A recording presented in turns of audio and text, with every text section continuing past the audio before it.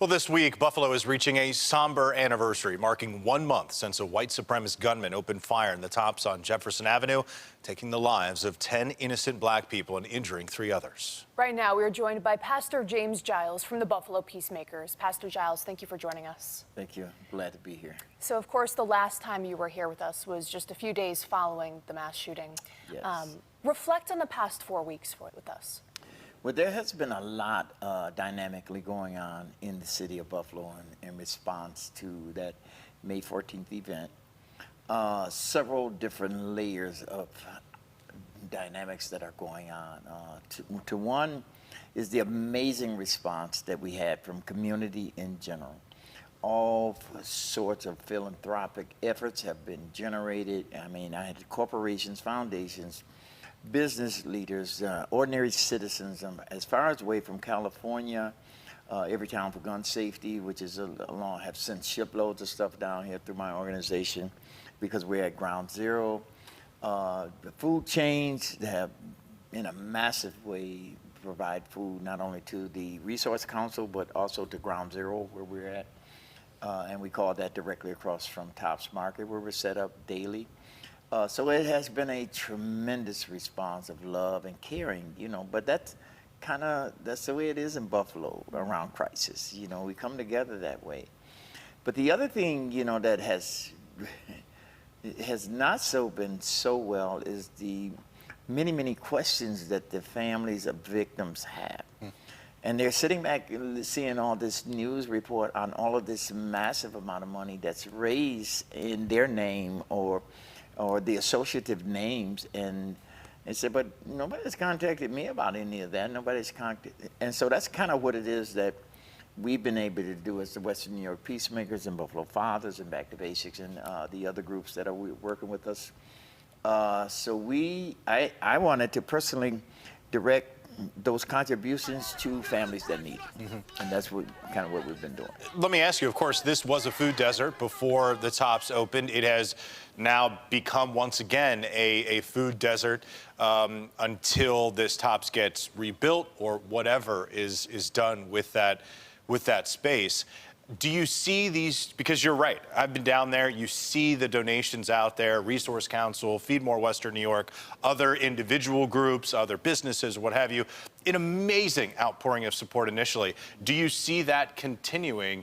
And if so, how long do you see it continuing? So it will not sustain itself well. That's the only thing about this type of philanthropic effort. It's kind of very directed and targeted and responsive, as opposed to, looking at it, standing back, listen, how are we going to examine the long-term sustainability effort? But minds and hearts have come together. I've been in several meetings with the National Office of Victim Assistance. We've been with the mental health community. At least 30 aspects of the mental health community. We're part of that, and we're looking at, I've been in touch with foundations. They are looking to how are we going to come up with a plan to sustain the effort. Because now my conversation has really been, so we're looking at stabilization. The funeral is over, that's already been provided. So how are we going to stabilize this community? Well, so what role does the clergy play? What roles does education play? See, our children, some of the subtle trauma that's going on is children are suffering from things that they hear in the house. They're not necessarily directed by the event itself. They're not impacted by the event itself. They're only impacted by the conversation they see adults in a very frantic way talking about it. That's pouring into young minds and young hearts, and now they're afraid. And so all that residual trauma that's going on, how to address that, and then how to coordinate and do it in a collective way to cover the massive in a sustained way. So that's the formula, figuring that out. So, before you were talking about, our community's response, that love and that hope. When you widen the lens a little bit, of course, at the top of the hour, a few minutes ago, we were talking about what's being done in Washington by lawmakers to address gun violence. Do you think we're making progress as a country? Actually, no. We're good conversationalists.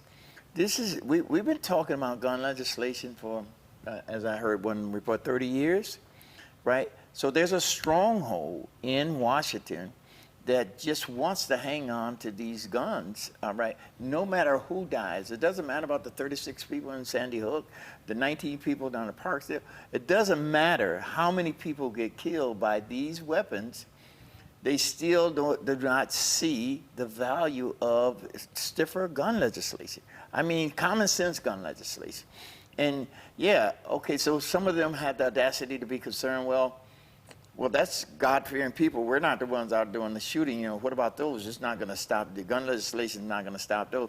No, but we got to start somewhere. When we begin to ban assault weapons, where now law enforcement has the power to come in and do what it is, that if you possess them, because there's no reason an ordinary citizen in any country should have the privilege and right to possess an assault weapon, a weapon designed to kill massive number of people in a very quick time. That shouldn't be happening. All right, Pastor James Giles of the Buffalo Peacemakers and a number of other organizations that are helping our community through what has been a very difficult month. We have a long way to go, but thank you so much for joining us. Thank you. Glad to be here.